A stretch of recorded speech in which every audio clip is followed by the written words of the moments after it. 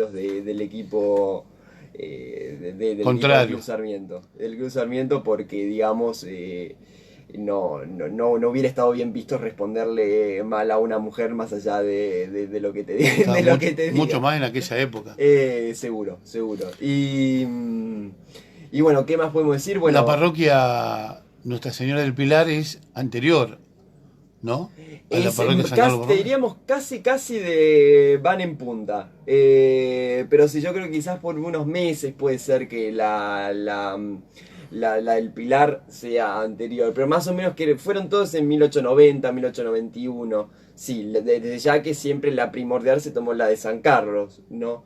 Pero más o menos sí, todos fueron Bueno, por ahí. convengamos, Germán, que la parroquia Nuestra Señora del Pilar estuvo cerrada un tiempo importante también. Tuvo unas refacciones en una época, creo yo. Porque bueno, en fin, viste, los edificios viejos necesitan Claro. mantenimiento. Pero sí, yo creo que hubo una época de refacciones. Así mismo. ¿Las avenidas se tomaron como tal?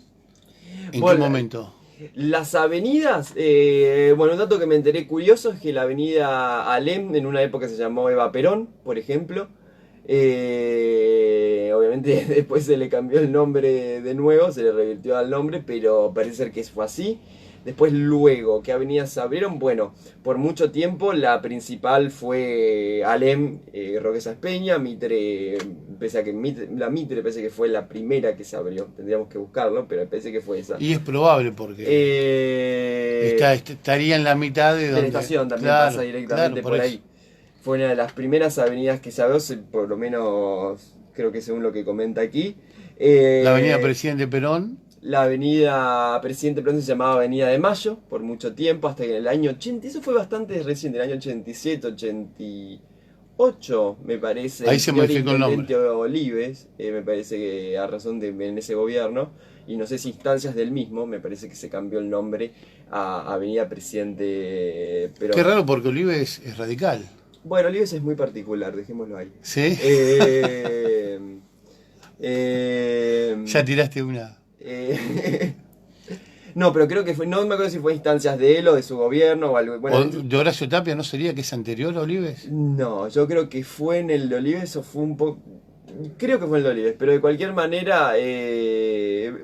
Bueno, por ahí a veces son los consensos que se dan en ciertas épocas y yo te diría hasta que no me parece... Y parece razonable que Perón hubiera tenido una avenida, lo que pasa es que, bueno, por ahí Sarmiento estaba limitado por bueno, ya tener sus avenidas principales delimitadas desde hace mucho tiempo. Otra avenida que cambió de nombre, la Juan Manuel de Rosas, ¿no? Bueno, la Juan Manuel de Rosas se llamaba, que eso fue un tema, ¿viste? Se llamaba... Cincuentenario. En su principio se llamaba Cincuentenario porque en el cincuentenario de Capitán Sarmiento en el año 34... Supuestamente el cincuentenario. Supuestamente el cincuentenario, digamos, se lo designó en ese tiempo porque en el año 34 más o menos puede ser que se acercaba a una fecha Claro. donde suponían los vecinos de esa época, en la década del 30, ¿no?, que podría haber sido la fecha del cincuentenario. Entonces, bueno, como no estaban muy seguros, pero suponían que el cincuentenario debería ser por ahí, y realmente era una fecha que merecía su celebración, ¿no? Claro. Decidieron dejarlo en ese mes y en ese día, el 11 de junio de 1984. Esto ya se había pensado en el año 34, pero no era nada que se tenía con mucha fuerza, digamos, ni de mucho compromiso. Después, ya te digo, en el año 84, recién en el centenario, es cuando se empiezan a dilucidar, cuando Badie hace sus investigaciones y queda más o menos que fue definido de esa manera. Pero en el año 34 esa avenida se la nombra Cincuentenario, que ya existía no obstante desde antes, pero yo no sé cómo se llamaba por ahí anteriormente al Cincuentenario. Claro, porque si en ese año le ponen cincuentenario, evidentemente... Pero la tenía otro calle nombre. obviamente ya al frente del ferrocarril había calle desde hace tiempo, no era ninguna novedad anterior al año 34. Entonces, esa calle se le llama Cincuentenario, después en algún momento se le llama Presidente Kennedy, y después, por esta cuestión de que no parecía, a algunos no les parecía correcto, que una avenida lleve el nombre de un presidente extranjero, se le llama Juan Manuel de Rosas. Así que ha tenido varias modificaciones, parece que es una avenida muy fluctuante en, Claro. en su estado de ánimo, ¿no? Sí, O sí. el del pueblo. o ha sido víctima del estado de ánimo. Ya no creo que se modifique ahora porque ya estamos Y tan lo que pasa es acostumbrados. que siempre es el tema con los vecinos, ¿no? ¿Viste? Si uno modifica y el que tiene y el que paga el costo es el vecino con claro. sus trámites, ¿no? Y con su documentación. ¿Dónde vivís? No podés vivir a Cincuentenario. Sí, digamos, hoy podríamos decir que tiene 3 géneros y no creo que nadie lo discutiría, pero hablando en serio, sí. Ha sido esas sus 3 modificaciones y bueno, un dato interesante, que para él, el cincuentenario, ahora sí, para el cincuentenario, se termina de abrir la avenida hasta la Roque Sáenz Peña. ¿Por qué? Porque donde hoy estaría Lucina Sí. Vieja, bueno, Lucina, como se le quiera decir, donde estaría Lucina, estamos hablando de... ¿Es Italia o el cine? Nunca me acuerdo. Bueno, donde estaría la usina, yo nunca me acuerdo cómo se llama ahora. Arrecifes, o Centenario se llama esa calle, me parece. Centenario. Centenario. Antiguamente se llamaba Arrecifes. Sí, es otra calle que ha sufrido una mutación. Claro. Por el tema del Centenario. Sí. Centenario. Llegaba hasta ahí. Centenario, que llegaba hasta ahí. Y digamos que después estaba cerrada, era terreno. Y cuando el cincuentenario, estamos en el año 34, se termina de abrir esa calle hasta la Roque Sáenz Peña. Roque Sáenz Peña. ¿Roque Sáenz Peña se llamó siempre igual? Yo creo que sí. Sí. Hasta donde yo sé, sí. Desde ya que, por supuesto, el nombre quizás se haya impuesto en algún momento en la década del 20. Te digo, volver antiguamente es a veces muy difícil por la falta de registro. Claro, es un gran problema. Obviamente sabemos que Roque Sáenz Peña fue presidente en el año 12. Sí, algún otro nombre tendría. Te quiero decir, no fue una avenida que se abrió en la década del 10 ni en la década de qué sé yo. Entonces, digo, nombres probablemente haya tenido otros, seguro. O se lo habrá conocido con alguna denominación muy local. Claro. ¿Viste? Por eso te quiero decir, algunas cosas son difíciles, pero bueno, se van averiguando con el tiempo. Luego, tenemos que más, ¿qué otra cosa se hizo para el cincuentenario? Bueno, hay un afiche que habla de distintas actividades, algunas religiosas, algunos desfiles. Yo tengo entendido que hubo un asado que partió desde el hotel de los Ferrario, el Hotel La Paz, que era donde estaba la iglesia, donde está la iglesia ahora, Iglesia San Carlos, ¿no? La nueva iglesia San Carlos. Era un hotel. Era un hotel de la familia de los Ferrario, de Felisa Ferrario y Abraham Ferrario, de ese matrimonio que supuestamente tenían relación filial lejana. De esa familia, ese Hotel La Paz, que era el hotel de lujo, por así decirlo, de mayor categoría, si vamos a hablar correctamente de Capitán Sarmiento, de ese hotel hasta la LEM se hizo, digamos, también un asado. Parece un asado multitudinario por la distancia. Eso es lo que me han contado a mí, por lo menos. En el cincuentenario. Por supuesto, se han hecho en otras fiestas también. Es muy común esto del asado por, bueno, la cuestión local, ¿no? Claro. En fin. Seguramente la carne estaba más barata que ahora para un asado tan multitudinario. Bueno, en el año 38 el asado costaba 0,75 centavos el kilo. La carne costaba 0,75 centavos el kilo. Yo no sé, me ha quedado el precio, ¿no? Porque, viste, uno está tan acostumbrado a... Bueno, obviamente habría que actualizar los valores, ¿viste? Claro, hay que ver. Por ahí no estaría del todo tan barato, pero no creo que llegue a los valores de hoy en día. No, tampoco. seguramente. ¿Qué más podemos hablar? Bueno, este conflicto de radicales y conservadores. ¿Qué más podemos mencionar?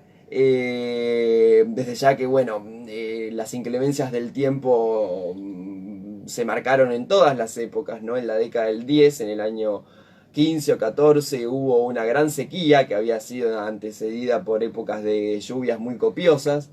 Y bueno, esta gran sequía produjo, por supuesto, lo que produce cualquier sequía: muerte de animales, la tierra incultivable, por cierto.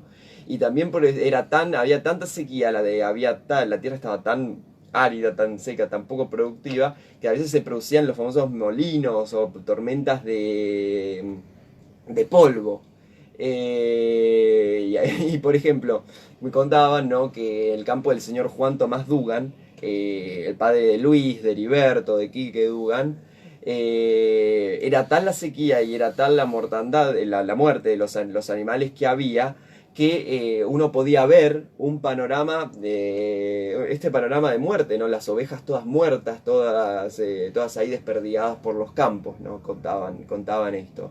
Y lo otro que sucedía es que por estos remolinos que se hacían de viento, de polvo, uno se había metido adentro de un pozo y le había chupado, ¿no? La poca agua que quedaba. Entonces no quedó otra que meterse, poner el hombro y seguir cavando hasta que vuelve a brotar, ¿no? Mirá vos. El agua. ¿Década del 10? Estamos hablando del año 15, 14, 16, por ahí. Con seguridad lo sé. ¿De los medios de comunicación? Los medios de comunicación, eso podemos hablar bastante más, porque a mí siempre me gustó el tema. Los medios de comunicación, la primera publicación con un sentido patriótico que hubo fue en el año 1900, que se refería a el 25 de mayo. Esa fue la primera publicación que hubo, fue una comisión de festejos patrióticos locales que sacó canciones, poemas dedicados al 25 de mayo, la fecha patria. Después luego como publicación social, literaria y tal, la primera fue el Eco Social a partir del año 15. El Eco Social perteneció a la familia de los Salamero y era impreso localmente, no así las fotos que se introducían, se introducían en el texto, ¿no? Los negativos se introducían en el texto fuera de Capitán Sarmiento, no lo hacía otra. Esa parte de la edición se hacía fuera. Claro. Pero después lo que tiene que ver con la impresión se hacía localmente. Al respecto de esto, la del año 1900-1901 al que me refiero, estaba impreso en Luján, en la imprenta de Ricardo Estrella. Lo nombro porque parece ser que en esa misma época otras cositas que se han impreso en Sarmiento, bueno, yo he encontrado un reglamento de la Sociedad Italiana del año 1902, también fue impreso en Luján, en esta misma imprenta, la de Ricardo Estrella. Después, bueno, ya te digo, en la década del 15, el Salamero, Francisco Salamero, era el director del Eco Social, que era una revista social, literaria, con ribetes políticos, porque bueno, a veces porque a veces se hacían alusiones a cosas realmente políticas, más que todos radicales, porque los Salameros eran una familia de radicales irigoyenistas. Es importante hacer esta distinción porque sabemos que en el radicalismo había a partir de la década del 20 empezó esta discusión entre los peludos y los pelados, ¿no? Es decir, entre los que defendían a Alvear, que eran los pelados, y los peludos que defendían a Irigoyen, porque pareciera ser poco conocido, pero Irigoyen era una persona de una cabellera completamente frondosa. Digamos, como la política arruina toda la estética, en su segunda presidencia era un hombre reconocido muy serio, muy pelado. Ese es el cuadro, la imagen que generalmente subsiste de Irigoyen, pero era un tipo realmente un dandy para su época. Por eso te digo, pero en esta revista, y bueno, uno de los casos más rimbombantes, uno de los casos que generó más impacto en la década del 15 fue el asesinato de Santiago H. Pérez, ¿no? Que en el radicalismo es muy conocido porque era un radical de Arrecifes que supuestamente se le dio muerte por un conservador, y en el juicio se absolvió a sus supuestos asesinos, ¿no? Claro. Y quedó como mártir su figura, y se hacían actos, se hacían De hecho hay una mítines. calle que lleva su nombre, ¿no? Santiago Había una calle que llevaba su Había nombre. una calle en realidad. Había una calle que llevaba su nombre. Mientras te tomas un matecito, para la gente que... Para que nos vean como que hemos adoptado. Como el mate. Hemos adoptado, lo hacemos en la cámara, estamos filmando. Santiago H. Pérez. Santiago H. Pérez terminó siendo, digamos, tomándose como un mártir de un defensor del radicalismo, de la democracia, ¿viste? Enfrentado a los vicios del conservadurismo, ¿no? Digamos que se había muerto por los ideales. Bueno, de hecho no sabemos si es tan seguro que su muerte fue sencillamente por cuestiones políticas. O por no, algún otro motivo. o por algunos otros motivos. Pero lo cierto es que se lo tomó en esa época, y digamos regionalmente en los partidos de la zona, en Arrecifes, de Llano, que fue el epicentro de esto, pero en Sarmiento, en Areco, en muchos lugares hubo mitines con respecto a Santiago H. Pérez, y para denunciar digamos, el asesinato del régimen, como les decían los radicales al conservadurismo, ¿no? El régimen conservador. En todos estos años que vos estás hablando, siempre perteneciendo al partido de Bartolomé Mitre. Claro, claro, eso es una distinción que quizás no hicimos porque a nosotros nos resulta obvia, pero quizás a los vecinos A lo mejor no les lo resulta saben. obvio. Capitán Sarmiento nace adentro de como una dependencia, como un pueblo dependiente administrativamente del partido de Arrecifes, que en el año 1901 pasa a llamarse Partido de Bartolomé Mitre. ¿Por qué? Porque en ese año era el jubileo, me parece que el general Mitre cumplía 80 años, creo que por ahí no sé si es conocido, pero lo comentamos, el general Mitre fue un hombre muy longevo, muy longevo, se podría decir de los primeros presidentes, fue básicamente el más longevo, que llegó casi a los 90 años, 80 y pico, digamos, subsistió un tiempo. Y aparte de fundar la nación y una carrera política brillante, en la década del 60, cuando él fue presidente, él siguió siendo un hombre que talló en la política nacional toda su vida después de su presidencia. O sea, el partido era Arrecifes. Después se cambia a Bartolomé Mitre. Y en el año 97-98 vuelve a llamarse Partido de Arrecifes. La ciudad nunca dejó de llamarse Arrecifes, pero el partido se llamó Bartolomé Mitre. Y en el 61 nos independizamos. Y en el 61, el 29 de junio del año 61, se independiza Capitán Sarmiento a través de la sanción de una ley provincial, donde vas a ser un partido autónomo. El doctor Allende era el gobernador, ¿no? El gobernador era el señor Oscar Allende, o Allende, según a quien se le pregunte. Hay distintas versiones de por qué se llega en ese momento y no antes. Lo comento porque Capitán Sarmiento viene pidiendo, hay comisiones pro autonomía, como se le decía en ese entonces, del año 1903 o 1906, me parece 1906. Del año 1903-1906, estamos hablando de a 16 a 18 años después de la creación de la estación del pueblo de Capitán Sarmiento. Ya a partir de ese entonces había comisiones de vecinos, generalmente doctores, gente de algún nivel social, ¿no? Participaba en esas comisiones. Después, a partir de otras décadas, se fue ampliando. Pero había comisiones que pedían religiosamente a las autoridades provinciales, a los diputados, por la autonomía de Capitán Sarmiento. Porque, bueno, había varias cosas. Supuestamente se consideraba que había una discriminación económica o fiscal del partido de Bartolomé Mitre, donde la mayoría de los dineros que le llegaban, de los dineros públicos, terminaban en arrecifes, y una parte demasiado pequeña venía a Sarmiento, que Sarmiento aportaba más de lo que recibía. Ahora, yo tengo entendido que Arrecifes decía lo opuesto, ¿no? Que Sarmiento era un lastre y que Arrecifes lo tenía que mantener. Te quiero decir, basta investigarlo más, a ver cuál es por lo menos desde la parte de los números, que no mienten, ¿no? Ver cuál era realmente la situación financiera. Pero supuestamente había una discriminación de este tipo, ¿no? Más que todo económica. Política, ¿no? Bueno, Sarmiento tenía alrededor de 5 o 6 concejales en el partido de Bartolomé, en el Consejo Deliberante del partido de Bartolomé Mitre. Que por supuesto no movían demasiado el perímetro, porque el Consejo Deliberante de Arrecifes era un Consejo Deliberante grande, y por supuesto la minoría lo teníamos nosotros, porque la minoría de la población estaba en Capitán Sarmiento y la Luisa. La Luisa siempre el pato rengo de la boda. Pero hasta hoy en día. Pero podríamos decir que política, sí y no, porque siempre se decía que en Arrecife ganaba un partido, y cuando se llegaban los votos de Sarmiento... Sí, estamos hablando, sí, pero en esta época podríamos decir que más o menos Sarmiento estamos hablando de acá del 20, por ahí ya podríamos decir que había una alineación, porque en Arrecifes había una fuerte impronta radical. Y en Sarmiento, en la década del 20, por ahí quizás también.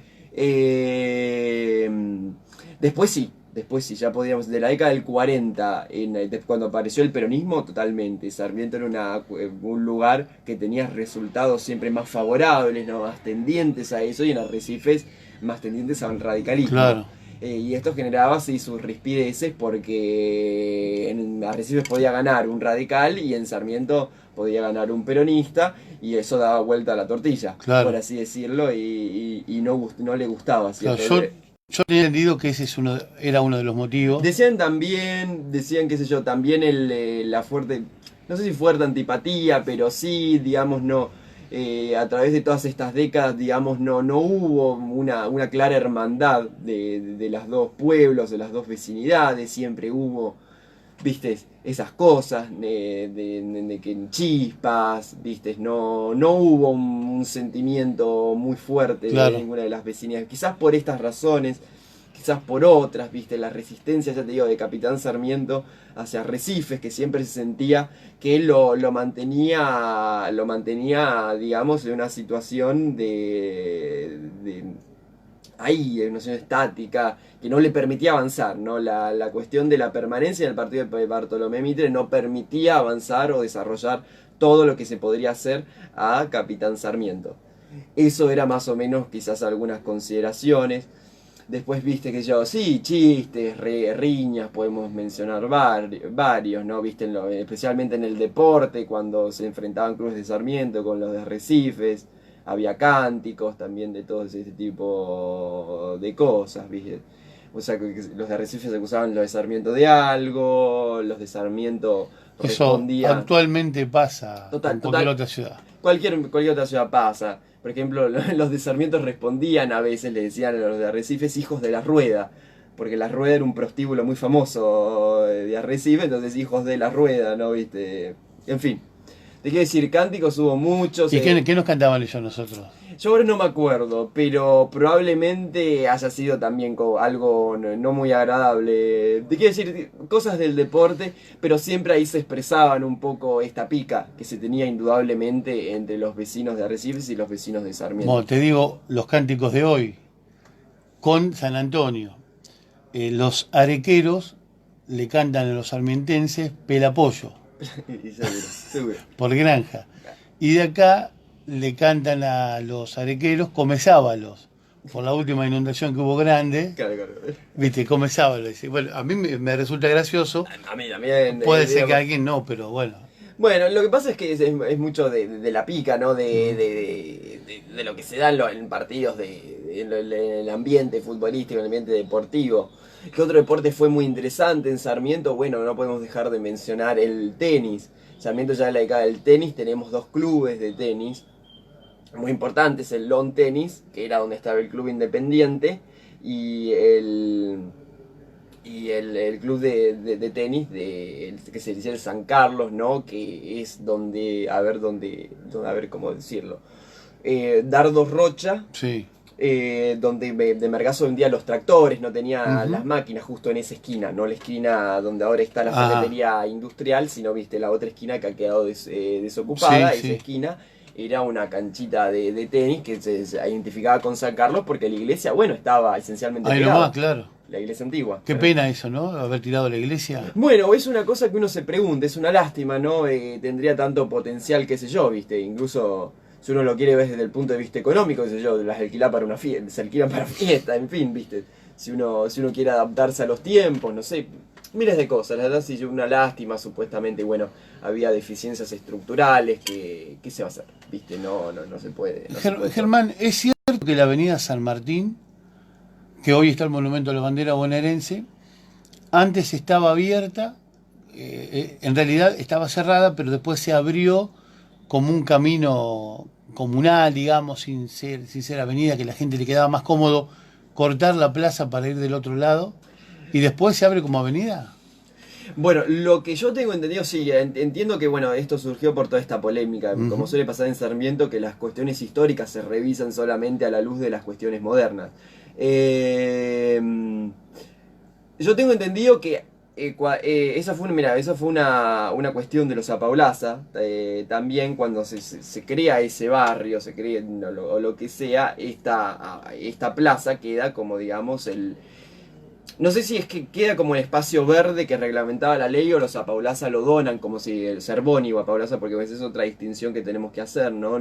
Realmente la estancia pertenece a Zerboni, que era el padre de la esposa de Apaulaza, que se llamaba doña Carmen Zerboni de Apaulaza. Por eso te digo, no sé si la plaza queda como un espacio verde o donan ese terreno para que quede como espacio verde. No sé cuál es la causalidad o cuál es la dirección en ese caso. Pero yo tengo entendido que era una plaza, quedó como un espacio verde. No tengo entendido que haya sido cortada, no tengo entendido que haya pretendido que se haya cortado de esa manera. Yo tengo entendido que se juega al fútbol, por ejemplo, ahí. Así que no me parece, digo, en este sentido quizás hay que investigarlo. Pero probablemente no haya sido no haya sido pensado para que sea cortado por la mitad. Y se cortó igual con la avenida, ¿no? Bueno, pero uno, a ver, es que uno también la ciudadanía después le va encontrando las vueltas a muchas cosas. Quizás cuando los Apaulaza lo pensaron, no pensaban que iba a haber un hospital en el año 27 ahí. ¿Viste? Quiere decir, obviamente que cuando a medida que se van modificando los usos que se le dan a la tierra, puede haber distintas, las comunicaciones entre las calles pueden ir cambiando. Te quiero decir, no está ni bien ni mal. Te quiero decir, un pueblo muta todo el tiempo. Los pueblos que no cambian mueren. ¿Sabés en qué año se asfaltó el bulevar del centro? Probablemente se sido en el año 37, 36, cuando se hicieron las primeras pavimentaciones en Capitán Sarmiento. Sí, algo de mármol, Alsina, Centenario, Arrecifes, ¿no? En ese entonces. Era mano al revés. Rivadavia. La Mitre por mucho tiempo se asfaltó hasta la Sarmiento, te quiero decir, Sarmiento y Mitre. Sí. Domingo, eso lo he visto. Por supuesto. Por mucho tiempo estuvo asfaltada hasta ahí. No es casualidad que muchas de las primeras obras se han llevado a cabo en la parte conservadora, ¿no? En el año 37-38 tenemos que era la famosa, que se decía, la década de infame, algunos le decían década infame, otros le decían del fraude patriótico, ¿no? En fin, era la época de los conservadores y un conservador muy destacado fue el gobernador de la provincia, Manuel Fresco, que es un nombre muy escuchado por su gran capacidad constructiva, no sé cómo se utiliza en ese caso, pero Manuel Fresco, bueno, escuelas, su arquitecto predilecto fue Salamone, que lo reconocemos con un montón de obras muy, muy interesantes en Tandil, Azul, el sur de la provincia de Buenos Aires.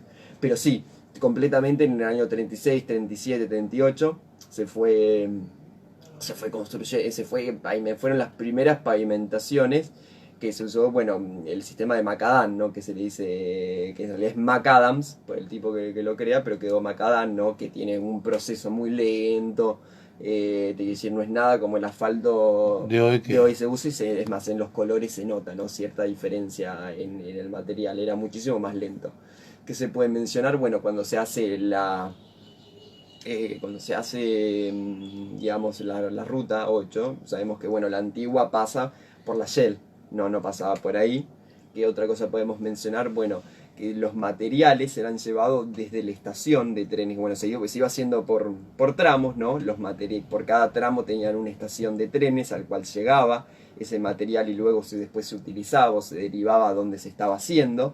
En Sarmiento, cuando se estaba haciendo el tramo de Sarmiento-Dugan, me parece, Sarmiento-Dugan, Arrecifes, ¿no? Venían hasta la de Sarmiento, hasta la estación de Sarmiento, y había un trencito urbano que pasaba por la LEM y llevaba ese material hasta el lugar de la obra de construcción. Un trencito, yo digo, como los de juego, ¿no? Como en Sarmiento a veces en verano hay un trencito. Sí, que lleva a los chicos. Seguramente el mismo, ¿no? Que hace 70 años, pero sí, había un trencito urbano que llegaba ese material hasta ese lugar. Bueno, ¿qué otra cosa del paisaje urbano era muy común? Las zanjas, ¿no? Las zanjas eran muy comunes. Las calles en mal estado también, de tierra, como se le quiere decir. ¿Qué otra cosa bueno, más? acá la zanja de la vía. Bueno, lo tenemos que ver, claro, eso, pero distribuido claro. por todo el pueblo. Bueno, no hace mucho se entubó la parte de la zanja cerca de la estación, digamos. Eso estaba Yo recuerdo haberlo visto todo abierto, era un peligro. Bueno, que a veces la diversión era, digamos, ¿no? Hacerle pie a uno, ¿no? Los chicos jugaban, la diversión era hacerle pie para que salten, jueguen a saltar la zanja, ¿no? Y bueno, algunos habrá caído, qué sé yo. Y seguramente. ¿Cuándo vas a escribir un libro de todo esto, Germán? ¿Cuándo vamos a escribir un libro? ¿Qué pregunta? Hay algunas cosas que se van escribiendo, hay algunas cosas que probablemente empecemos a ver en qué formato. Algunas veces digamos, el problema es ver en qué formato se puede hacer. Yo creo que quizás saquemos algunas cosas por fascículos, ¿viste? Por capítulos en vez de hacer un libro completo. Estoy realmente, digamos, ¿no? Considerando el mejor formato. Digamos que quiero que la gente lo lea, quiero que no se aburra, porque digamos, entiendo que hoy en día es muy difícil conseguir que la gente lee, que la lectura se le preste atención a la Sí, lectura. bueno, pero en algo tan importante como la historia de tu ciudad.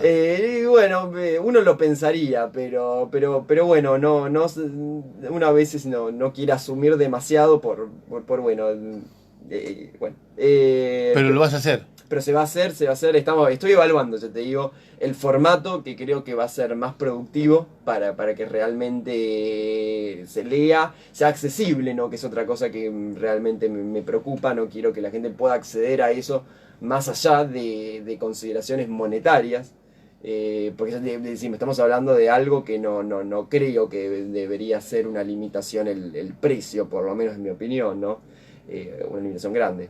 Y también, bueno, evaluando, ¿no? El precio y la calidad, ¿no? Porque es eso otra cuestión, ¿no? Si uno quiere incorporar imágenes, bueno, son todas cuestiones, pero llegado el momento, vamos a ver si quizás este año venidero podemos, aunque sea algunos capítulos, sacar, y después iremos evaluando si por ahí después de sacar distintos capítulos nos compaginamos todo en un libro en otra época más dichosa para la economía ciudadana. Que esperemos que llegue dentro de poquito. Que esperemos que sea dentro de poquito. Pero hay opiniones muy encontradas, ¿no? Sí, En ese sentido. Eso nos llevaría otra hora más de debate. Sí, eso nos llevaría quizás a un debate más moderno, que no sé si sacaremos mucho provecho de eso. No. Yo creo que es como tratar de sacar agua de las piedras, ¿viste? Es imposible. ¿Viste? Es como no sé. Pero de cualquier manera, bueno, sí, tenemos muchas otras cosas que podemos hablar en otro momento, Juan Carlos, pero sí. No quiero aburrir mucho más a la audiencia. ¿Qué podemos mencionar para hacer algún corte? Bueno, había clubes sociales, que no es lo mismo, yo lo comenté con Pimpi, pero bueno, por ahí el programa no fue tan difundido. Había clubes sociales que no eran los mismos que clubes deportivos, ¿no? Aunque hoy en día se suele considerar que un club social es club social y deportivo. Bueno, ¿dónde fueron funcionando los clubes sociales? El club social como tal funcionó en una época en Rivadavia, Italia, que es la famosa casa que se está viniendo abajo, que se considera que se está viniendo abajo, pero es ese edificio con mucha historia, fue delegación, fue comisaría, la delegación en la parte de arriba, perteneció a la familia de los Diale, y fue una construcción muy costosa para su momento y fue todo un lujo, ¿no? Si uno lo ve hoy en día, ve el recorrido de las vías del tren, no ve que es una casa que se destaca. Así que es una casa que se quiere hacer ver, ¿no? El dueño ¿En qué año fue? Tenía altas pretensiones. No estamos del todo seguros, pero creemos que puede haber sido entre principios del 900 y en algún momento de la década del 10. Que se puede haber terminado. No, estamos averiguando todavía este detalle, porque además creemos que el terreno total no era lo que se ve hoy. Quizás se extendió un poco más por la Italia todavía. Ajá, mira. Pues bueno, el Club Social funcionó en una época ahí. Luego tenemos entendido que fue en el Club Independiente. ¿Y qué podemos mencionar de eso también? Bueno, ya en el Club Independiente no cualquiera entraba al Club Social. Digamos que se consideraba que los que vivían era de las Roques San Peña. La Roque San Peña era la línea divisoria. Los que vivían en la Loma no podían ir al Club Social. Los que vivían de la Loma para este lado, para la Mitre, sí podían ir.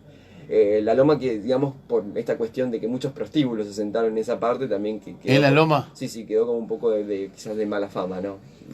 No relacionado con el cantante, por supuesto. No, quizás tiene buena fama él, hasta donde tengo entendido. Sí.